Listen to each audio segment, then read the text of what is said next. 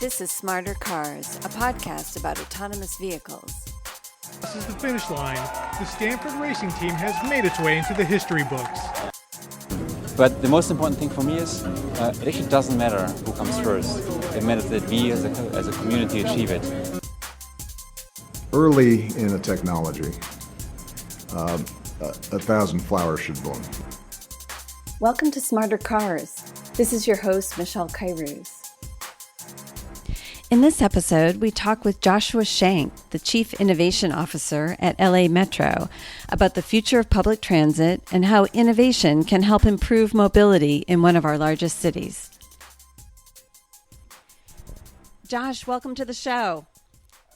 Thanks for having me. All right. I think you have the best title of anyone who's been on the show. You're Chief Innovation Officer in the Department of Extraordinary Innovation at LA Metro. Can you start by just telling us a little bit about LA Metro, an overview of the types of services you're providing in Los Angeles? Sure. Yeah, LA Metro is a bit of an unusual transportation agency because we do build, plan, and operate public transit services for LA County, which is the largest county in the nation and larger than 42 states. So that's a big responsibility right there. But we're also kind of given responsibility for things beyond public transit. So we also help plan the highway system. We build and operate the express lanes, hot lanes that are operating in Los Angeles County. We do bike share. We do transit-oriented communities. We are getting into homelessness. If there's a problem in Los Angeles County that's related to mobility, we're probably on it. Wow, that's a lot. Yeah. It's a big task. So why don't you tell us a little bit about the Office of Extraordinary Innovation? I'm not sure how many big cities have that kind of a department or focus. How does it fit in to what LA Metro is trying to accomplish? Well, I think the general trend in public service is that people recognize the need to be more innovative, and they have often created positions where there's a new innovation person, right? But just creating a person who's responsible for innovation doesn't create the kind of change that we were looking to create here in LA County, and that's why our CEO, Phil Washington, created the Office of Extraordinary Innovation, which has a significant amount of resources behind it compared to your typical innovation office. So we were created with the purpose of being a liaison to the private sector for innovative ideas with respect to technology and specifically with respect to project delivery, and also to be the strategic planning arm for LA Metro, create the agency strategic plan and the vision for what we want to accomplish for the next 10 years. We were also given staff, and I report directly to the CEO. So that's a much bigger initiative than you might typically see when it comes to innovation. And it's because the scale of the problem here is quite large. As you may well know, the Los Angeles mobility, those are two words that are often not spoken in the same sentence because of the traffic challenges that we have here and because our public transit system still needs to be built out. So it does take something extraordinary and innovative to try to tackle the scale of the problem we have here. Absolutely. So what is the experience like for most of LA Metro's customers? You mentioned that you also have control over some of the freeway piece of it, but when it comes to the public transit piece, you're doing bus and light rail. What is the typical experience of an LA Metro rider? Well, most of our riders are on our bus network, which is a very extensive network throughout the county. We have a rapid network and a local network. Our goal is to get those bus speeds up. Right now, unfortunately, as traffic gets worse for people driving cars, it also gets worse for those people on the buses. And so the experience of the average customer in Los Angeles County on a bus has been declining. And in fact, we've been losing riders in part as a result of that. So what we're trying to do is figure out how to get those buses to go faster by creating more exclusive lanes for buses, by providing better trip time and arrival information for our customers to give them a better user experience, and providing more frequent service where it's warranted. So the current customer experience of using public transit in Los Angeles can be a challenge because of the vast distances and because of the traffic.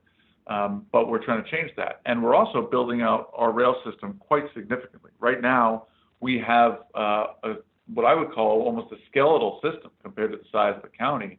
We have a few light rail lines and one heavy rail subway line. We are building that out over the next 40 years, $120 billion worth of infrastructure. Most of that is going towards new rail lines that are going to cover the county to a much greater extent than we do now, thus enabling people a way to bypass traffic. Right. What is your goal in terms of increasing mobility? Are you looking to pull people out of their cars and get them into public transit, or how do you view the goals of your department that way? Well, certainly the core of our business is public transit, and we want to increase the number of people riding it because that will improve mobility overall. But I guess I look at it a little bit differently than that, and I would say as a mobility manager, a mobility provider for the region, our goal is to provide better options for people to get where they need to go. And that means providing a lot more options that are preferable to driving alone. Right now, we have way too many people driving alone in LA County. And every time someone's driving alone, they're taking up valuable street space that could be used for things that are more efficient than a car that is rather large with one person in it. So that includes things like biking and walking, creating communities in which you can do those things. That's going to be a great way to substitute for trips that otherwise could be taken by car. But also means trying to figure out how to pool people in vehicles, whether they're personal vehicles or larger vehicles or buses. Getting people to ride together is a great way to deal with that issue. And then for people who really want to drive by themselves, and that's their top priority, making it such that they have to pay for that privilege. Right now, most of the time you want to drive by yourself, you're not going to pay anything out of pocket. And we need to look at how we can price that more accurately, given the amount of resources it takes to provide people with those solo rides. So as customers and consumers get used to more on-demand type service from things like TNCs, is it reasonable for them to expect their public transit options to evolve? And how do you compete to make things more convenient, as you point out, to make it more attractive to try something other than driving by yourself? Yeah, you have to compete in the sense that you have to keep up with the standard that people expect, right? Mm-hmm. We're not likely to be able to compete with private companies when it comes to lower labor costs, for example. They're likely to always have lower labor costs than we are. They're also likely to have lower total costs because they don't need to serve specific public policy objectives like making sure that people who are disabled can use the service, or making sure that people who are low income can use the service. That's why public transit and public transportation exists, is that there are many costs to providing it for everyone that the government has to absorb. And that's why it tends to be a money-losing proposition. And that's okay, but I think we set ourselves up for failure if we say we're going to compete for riders with a service that's going to be inherently less expensive. Instead, what I think about is, how do we adopt the best of what the private sector has developed for use in public transit? And that's exactly what we're trying to do with a couple of projects here. One is our microtransit project, where we're trying to use on-demand technology to dispatch pooled rides in our vehicles. And the other is a partnership we're doing with a company called VIA, which is a transportation network company, to provide first last mile services to 3 of our stations. So we're trying to experiment with using the best of the private sector technology to provide good public services. Let's talk a little bit about this partnership with VIA. It's scheduled to start this summer. What kind of service are they going to provide, and how do you see that as a model perhaps for things you might do on a bigger scale later? Well, the service they're going to provide will be first last mile service within 3 miles of 3 stations in LA County. So 3 of our public transit stations. We think of it as an experiment to see what happens when we open up a TNC service to everybody. Because currently, anyone who can afford it and can avoid using a wheelchair and has a smartphone and has a bank account can take a TNC to and from a station. But there's a lot of people who don't fit in that category. There's a lot of people who are not able to afford it, who are disabled, who don't have smartphones. It's our responsibility to serve those people. So this experiment is, what if we took a TNC and made it accessible to all those populations and made it useful and intended to drive people to and from our stations? Will that increase the number of people who are using public transit in Los Angeles at those stations? And that's an experiment we're excited to undertake and see what happens, particularly because this is a private company, VIA, that wants to provide the service because they're looking to collaborate with the public sector. And so that means if it works, this could be a first last mile solution that could work at lots of places in Los Angeles County and provide a better service for our customers and hopefully at the same or lower cost. Right.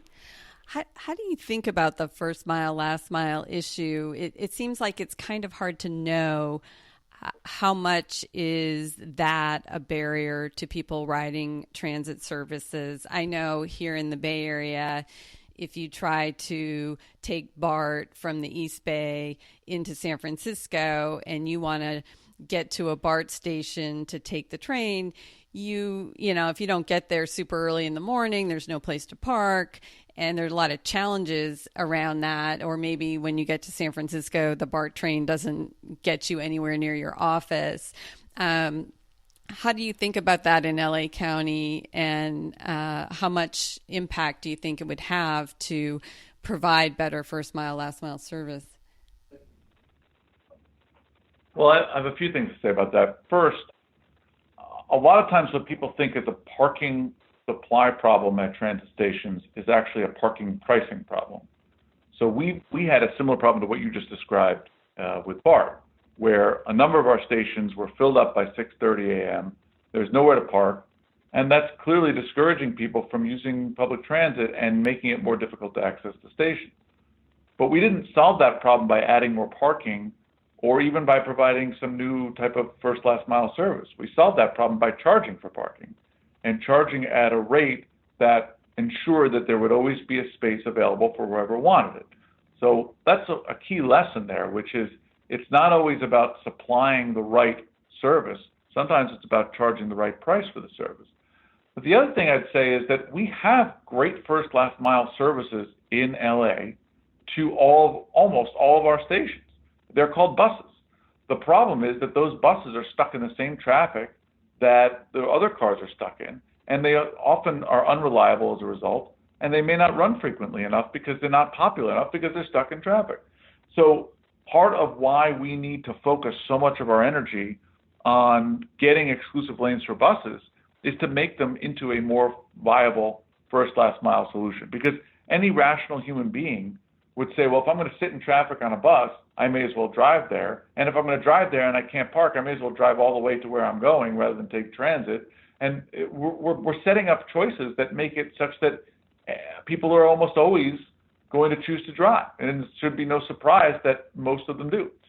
So we have to make those choices a different set of choices by incorporating both pricing and a supply of better transportation into our future. Definitely seems like a chicken and egg problem where, you know, you sort of can't get the results you want without, you know, taking these other steps ahead of time, and sort of which one do you do first? It seems like some of the difficulties with pilot projects are that, you know, you offer a TNC service or something in microtransit, which we'll get to in a second, and and the numbers aren't there, that not enough people use it or what have you, but it may be because of this other problem you're identifying, which is, well, we haven't provided the bus lane, or we haven't created these other things that would enable the service to succeed. Yeah, I think there is certainly a chicken egg issue, which is why you need to do both. You need to improve the supply side and manage the demand side. Right now, there are lots of examples of cities in this country that have done a good job on the supply side, right? You can think of good public transit systems that are very extensive in New York, Chicago, Portland, DC, even to some extent the Bay Area. Very extensive public transit networks, but they have not done a good job managing the demand side. And as a result, those transit networks are not well funded and suffer from a lot of funding challenges because there's no revenue source for them. And the street networks and highway networks are completely clogged. If you do both, if you provide a good supply of good transit services and you charge people effectively to use the streets based on time of day, and you use that money to invest in transit, you're going to have a working system. We see it in the cities that do it. We see it in Stockholm. We see it in London. We see it in Singapore, places where they've used congestion pricing and a solid investment in public transit. It does result in a much better outcome. Right. What do you think about the use of on-demand services or routing for public transit? Some public transit folks say that the existing fixed route services are the only way to move volumes of people around in order to relieve congestion, and that on-demand type services just serve too few people per hour. Do you think that's necessarily true, or is it kind of part of this chicken and egg problem? Well, I guess I would say on-demand services serve too few people per hour compared to what? Right now, there are on-demand services serving all kinds of people all over the place. They're called Uber, Lyft, and Via, and all these other companies, and many of those rides are pooled rides. So clearly there is demand for that type of service. Whether it is financially viable, I think is a different question. But you have to remember that when public transit is concerned, our services are not financially viable, right? We're getting a 19% fare box recovery ratio typically for our buses. So you could say that, yeah, we need to run more frequent service in the high capacity areas and we'll get higher ridership and we'll get better fare box recovery. I absolutely agree with that. But that doesn't mean that every single area of the city can be effectively covered with a high capacity fixed route transit bus. There are lots of parts of this region that can't. And that where we are running buses right now that are highly infrequent, with sometimes buses that are once every half an hour or once every 45 minutes, and not that many people are riding them. So is the answer there to run more large buses? I don't think so. I think the answer there is perhaps on-demand transit would be a much better service, attract more people, and wind up being more financially viable than those large buses. Right. So it depends on the location and the number of people on each of the buses. Absolutely. Yeah. Let's talk a little bit, since we're going there on microtransit. What is your department doing with respect to considering using microtransit for the public sector? How do you think that fits in with your current system? Well, we're going to be launching a bold microtransit experiment. Well, in fact, next week we're going to be talking to our board about awarding some contracts for this project. And what we're going to be doing over the next 6 months is a feasibility study to figure out where should this go and what would it look like, and working with the private sector directly to develop that service. And once we've completed that study and we're ready to launch the service, we hope to be on the road early next year. The service will be an experiment. It will be a pilot program. We'll see whether people use it or not. We'll adjust accordingly if they don't. We'll seek to iterate and improve upon whatever service we provide. But the idea is to test whether on-demand transit service provided with our vehicles and our drivers can work. And it's an exciting experiment. It'll be the largest microtransit pilot in the world that I know of. And this will be designed to be used in places, as you just pointed out, where there isn't enough ridership to have frequent enough fixed route service? Well, you can imagine several scenarios under which this might be a benefit, right? Yet one of them is what you just said. There's not enough demand to have large fixed route buses, but there are still people who need transit, and this could be a much better alternative for them. Another could be perhaps there are places where there are fixed route buses that work, but they only work on one specific corridor, and people are going beyond that corridor, right? They might use that corridor some part of the time, but then they have to get to and from that corridor. And by the time they're done transferring buses twice, it takes them an hour and a half to do their trip. Well, maybe microtransit could be a way for them to have a much faster trip by providing a point-to-point service that stops in some different places and is much more efficient than what they currently have. And then finally, another use case could be where people are having trouble accessing a rail station, as we discussed earlier, where perhaps they don't own a car and can't drive and park, or perhaps they can't afford to own a car and drive and park. And the bus service that takes them to and from those stations is currently not an attractive option because either it's sitting in traffic or because it's a circuitous route. So microtransit might be a faster way for them to get to and from that rail station. Right. Again, some in the public transit community have objected that using sort of public funds on microtransit projects ends up, not serving enough customers. Obviously, you're hoping to change that by having successful routes. Well, I mean, again, compared to what? Using public funds on buses in many cases is not attracting sufficient customers, but we keep doing it. And we keep doing it because we have an obligation to provide that service to the public. The question is not whether microtransit will be financially viable. The question is whether microtransit will be more financially viable than the service we currently provide, and whether it will be a better service for our customers than what we currently provide. That's the question we should be asking, is will it be able to accomplish those things?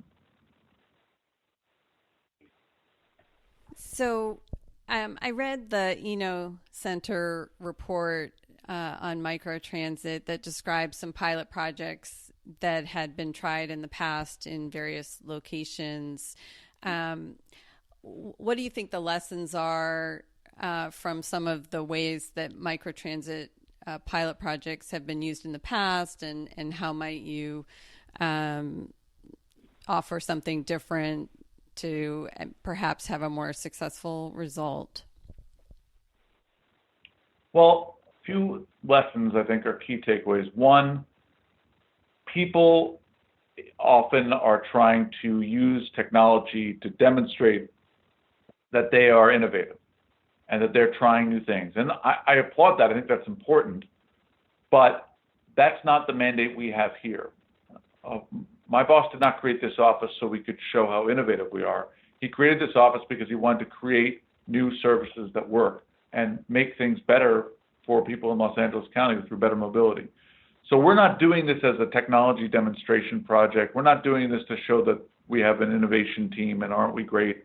We're doing this because we think we have a way of providing a better service to our customers. And that's why we're taking time to do the feasibility study, to work with the private sector directly, to really look at this carefully before we go out and launch the service. So that's one key issue. Another issue is I think people sometimes have looked to microtransit as a means of solving a problem that they have with respect to providing transit. For example, in Kansas City, they had a problem of trying to provide a crosstown route. And they said, maybe we should try microtransit for it. I don't think that's necessarily a good way to approach using this technology, because this technology is not something that will just solve any problem you have. It might solve certain problems in certain use cases, and it's critical to figure out which use cases it might work in before you go and launch the service, rather than just applying it to whatever use case might be the problem that you have at the moment. And then finally, I think that in many cases, places have launched microtransit service using the existing resources and contracts that they had. They went out and said, oh, we already have these vehicles, let's repurpose them for microtransit. Or we already have these contracted services, let's try to use microtransit. And I think that's a road that is more dangerous to go down as well, because, again, it doesn't have the careful thought about what is the service for, where is it going to be useful, how is it going to be used by people. So I think by taking the time and really putting in the due diligence, we have a much greater chance of success. And how do you think about autonomous vehicles, kind of fitting in to these types of bus routes in the future? So if they're, we're probably a little ways away from this, but the idea of using an autonomous shuttle bus, do you view sort of the current projects in microtransit as paving the way for then being able to offer greater number of buses and greater number of routes once the cost comes down with an autonomous vehicle? Well, I'm a little bit of a skeptic when it comes to autonomous vehicles. Not that I don't believe that the technology can be developed, and I do, but I have a hard time imagining a future where we really eliminate drivers from vehicles such that it becomes the scenario described, where we're reducing costs. Because let's say I got a 60-foot bus rolling through town at 35, 40 miles per hour.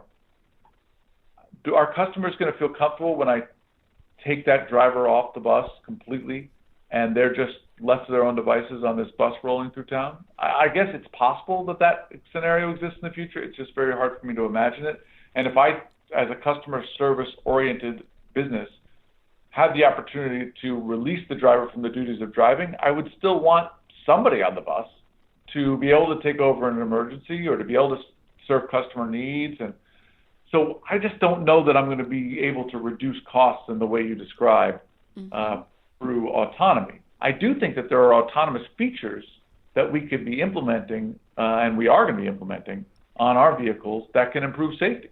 And we're going to be continuously looking for those, because the more redundancy we can provide that can improve safety and make sure that while the driver is still paying attention, they have backup systems that can help if they make a mistake, I think that's really important. So you're looking at assisted driving technologies to improve the driving of your existing drivers on existing vehicles. Absolutely. I think about it the way that the aviation industry thinks about it, right? Airplanes today, when you get on them, they're almost entirely autonomous. I used to work in the aviation industry, and people used to joke that when the plane lands and it's kind of a hard thud and everyone's like, oh, that was a rough landing, that's the pilot practicing landing a plane. And really, if you let the computer do it, it's going to be a smooth landing. Right. That doesn't mean we've gotten rid of pilots. We still have them there because people are not going to accept the idea that they are willing to take their chances that the computer is 100% accurate and right. I mean, computers break down all the time. I had trouble getting onto Skype for this call, right? Computers are unreliable because they are programmed by human beings, and human beings are unreliable and can't be perfect when they program things. So I'm just skeptical that we're going to get to the point that we can completely release the driver from all responsibilities and get to that level of level 6 autonomy or level 5 autonomy that's really viable to the point where we're reducing costs. I just don't see it happening. So you're a human in the loop guy for automated buses. So how about the impact of autonomous cars?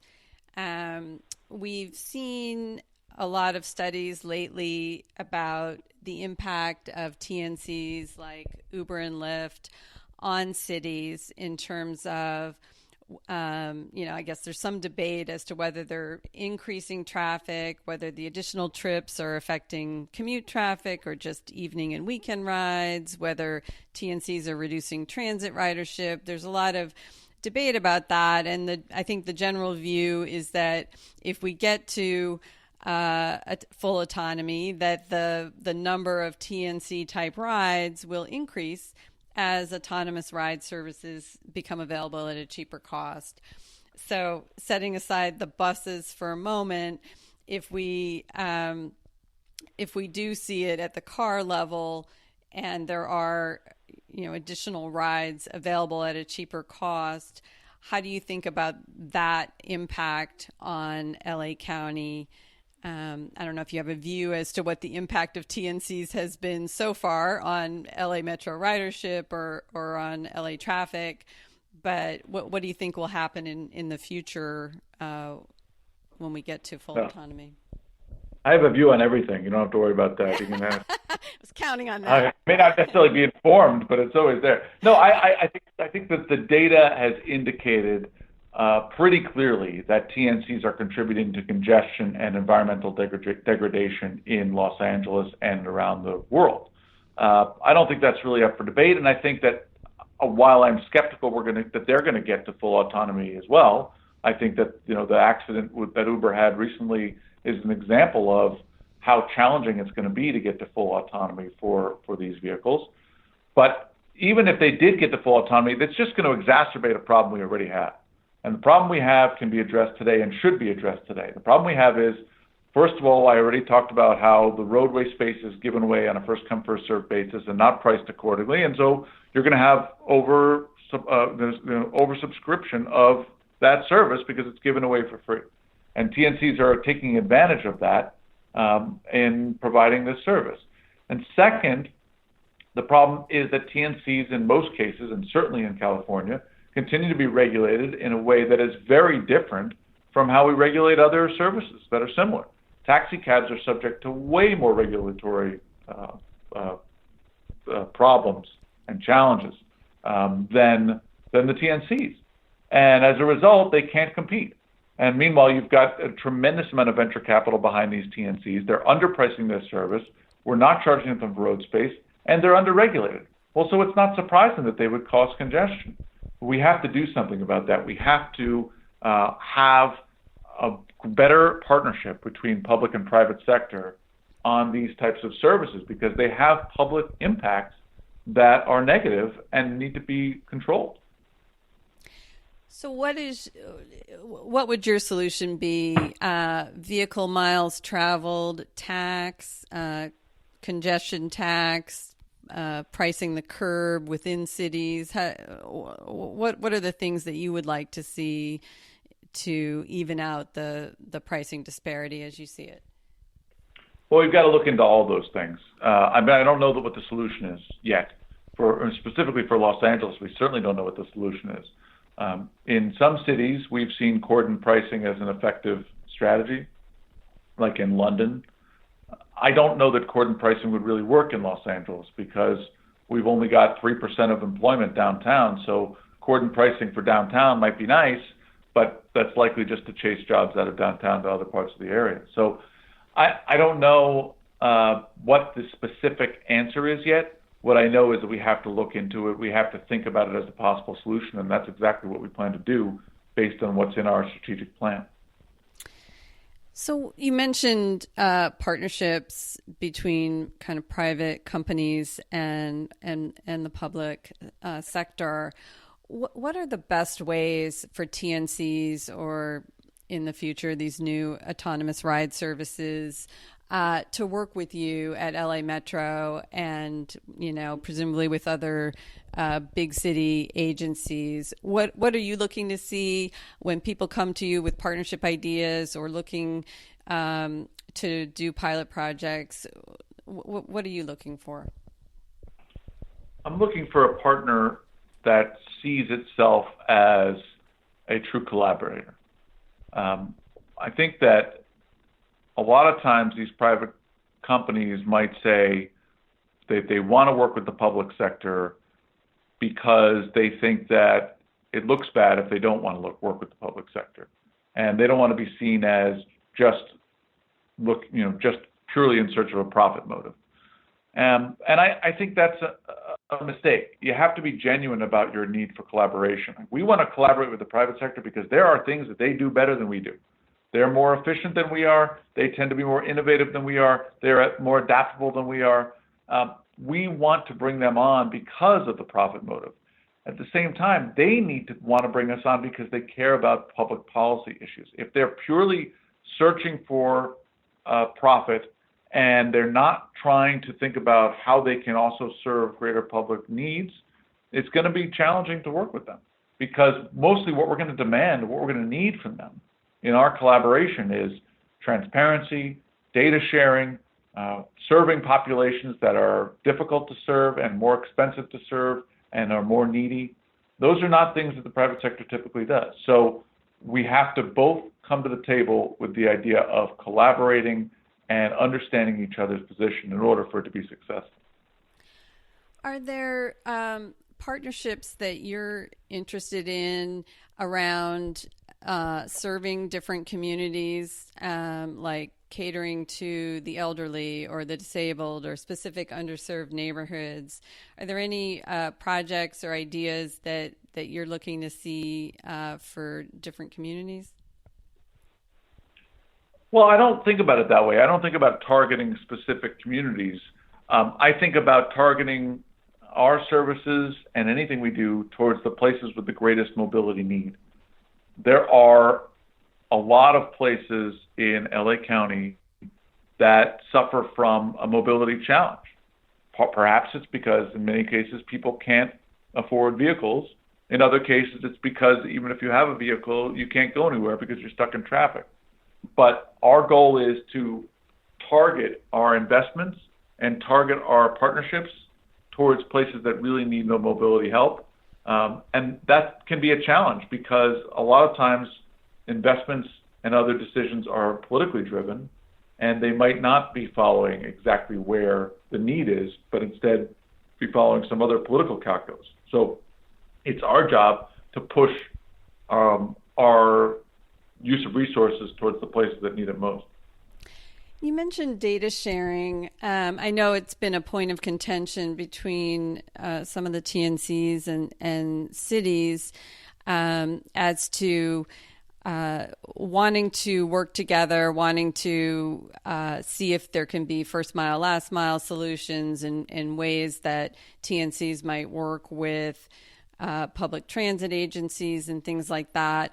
But data sharing, who sees the data, how it's collected, where it's stored, how much data is shared, all of those have been contentious issues, I know, at least in San Francisco. How do you approach the concept of data sharing? What do you need to see in order to do partnerships that make sense? Yeah, data sharing has definitely been an issue. We approach those partnerships with the idea that if we're going to be partners, we're going to share data. And the private sector has some nervousness about that because when you share data with us, you're sharing with everybody effectively, because we're subject to public records request and people could come in and say, oh, I want to see all that data, and it could likely be released. So that's the risk the private sector has to take. But I think that what I hope, I guess I should say, is that the private sector sees the value in that transparency and sees the value in sharing that data, because ultimately for these types of services to succeed in the long run, they will need to share that data. We will need to be more collaborative. I mean, look what's happening in many parts of the world where Uber is getting shut out of places, where you're seeing a backlash against their services, where they are still losing billions of dollars every year. Those things are happening because they're not collaborating enough with the public sector. They don't have a sustainable business model without bringing the public policy benefits to bear. Transportation is inherently a public good and inherently a service that has to work with government in almost every circumstance. What about partnerships with some of the new dockless bikes and scooter sharing companies? I know you run some of that yourself. Have you engaged with any of these newer companies that are providing some dockless electric bikes and scooters yet? Yeah, we've engaged with some of them. It's an interesting business model and an interesting idea. What I think you'll see us doing is looking at our existing bike share network and seeing what innovations we can incorporate into that. Dockless being one of them, better pricing and that's more effective in bringing in riders being another, better location decisions. I think you'll see all of those being incorporated into our bike share network. This goes back to something I was saying earlier, which is it is our job as public policy people to look out for the innovations of the private sector and figure out how to incorporate them into our business model. Sometimes that might mean a direct partnership with a private sector company. Sometimes it might mean just taking the best of what they do and incorporating it into what we do. It depends on the specific circumstances and the service that we're providing. Great. All right. Final question.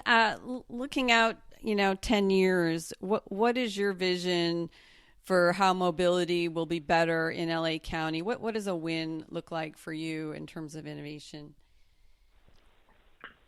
Well, in 10 years, I would hope that we have an extensive network of both bus rapid transit and rail lines that covers most of the county and allows people to get where they need to go by public transit as fast, if not faster, than it would take them in a vehicle.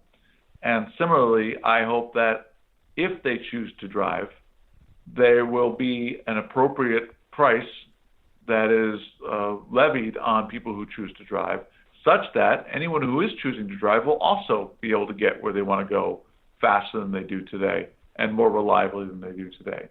So our vision for 10 years from now is a Los Angeles with choices for people, the real legitimate choices for people about how they want to get around, and all good choices.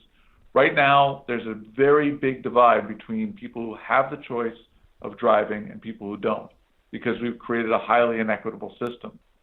And I want to see a system that is much more equitable, where people who want to drive can and can get where they want to go, but pay the real cost of it, and people who don't want to drive still have an excellent alternative available that allows them to get where they need to go for an affordable price.